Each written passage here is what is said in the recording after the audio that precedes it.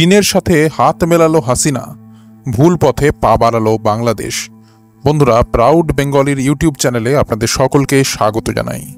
বাংলাদেশ ও ভারতের মধ্যে দীর্ঘদিনের বন্ধুত্বপূর্ণ সম্পর্ক রয়েছে।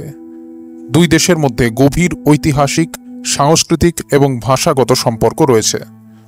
বাংলাদেশ পূর্ব পাকিস্তান হিসেবে পরিচিত ছিল এবং 1971 সালে ভারতের সামরিক সহায়তায় পাকিস্তান থেকে স্বাধীনতা অর্জন করে। তারপর থেকে ভারত এবং বাংলাদেশের মধ্যেকার সম্পর্ক ধীরে ধীরে শক্তিশালী হয়ে উঠেছে, যেখানে দুই দেশ বিভিন্ন ক্ষেত্রে একে অপরের সহযোগিতা করে আসছে।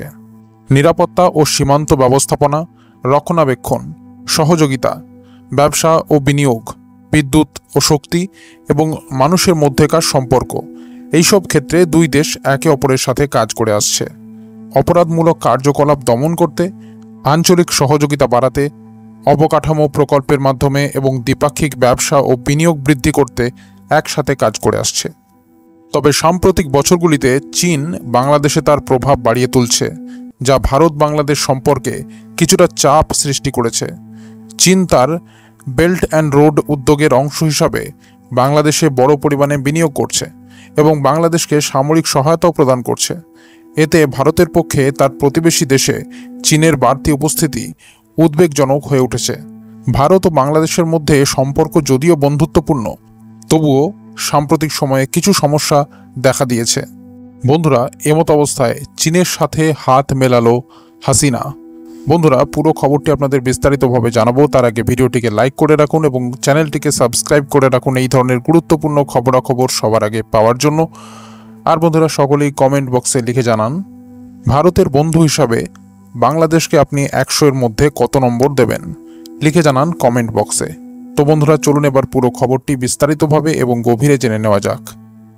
বাংলাদেশের প্রধানমন্ত্রী শেখ হাসিনা এবং চীনের প্রেসিডেন্ট শি জিনপিংয়ের মধ্যে বৈঠক অনুষ্ঠিত হয়েছে, যেখানে দুই দেশ 21টি চুক্তি এবং সমঝোতা স্মারক অর্থাৎ MOU স্বাক্ষর করে এবং 7টি নতুন প্রকল্প ঘোষণা করে।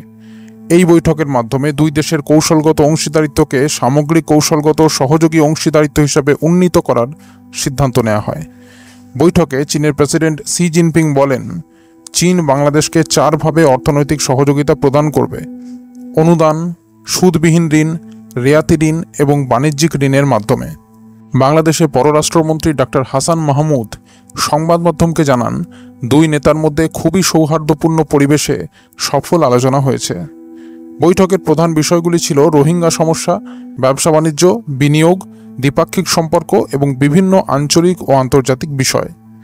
বাংলাদেশ চীন মৈত্রী সেতু নির্মাণ, কৃষি পণ্যের রপ্তানি এবং জনগণের মধ্যে সংযোগ বৃদ্ধির জন্য অর্থনৈতিক ও ব্যাংকিং খাতে সহযোগিতা, বাণিজ্য ও বিনিয়োগ, ডিজিটাল অর্থনীতি, অবকাঠামো উন্নয়ন, দুর্যোগ ব্যবস্থাপনা ইত্যাদি বিষয়ে চুক্তি স্বাক্ষরিত হয়।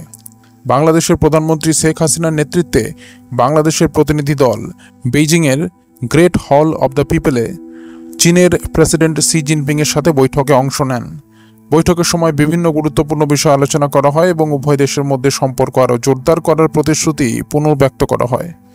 তো বন্ধুরা, এই ছিল পুরো খবরটি যদি গুরুত্বপূর্ণ মনে হয় তাহলে অবশ্যই লাইক এবং শেয়ার করতে ভুলবেন না। আর চ্যানেলটিকে যদি সাবস্ক্রাইব না করে থাকেন তাহলে অবশ্যই সাবস্ক্রাইব করে রাখুন। আর বন্ধুরা, কমেন্ট বক্সে অবশ্যই লিখে জানান, ভারতের বন্ধু হিসাবে বাংলাদেশকে আপনি 100-এর মধ্যে কত নম্বর দেবেন? লিখে জানান কমেন্ট বক্সে। তো বন্ধুরা, এখনকার মতো এই পর্যন্তই। সবাই ভালো থাকবেন। অসংখ্য ধন্যবাদ।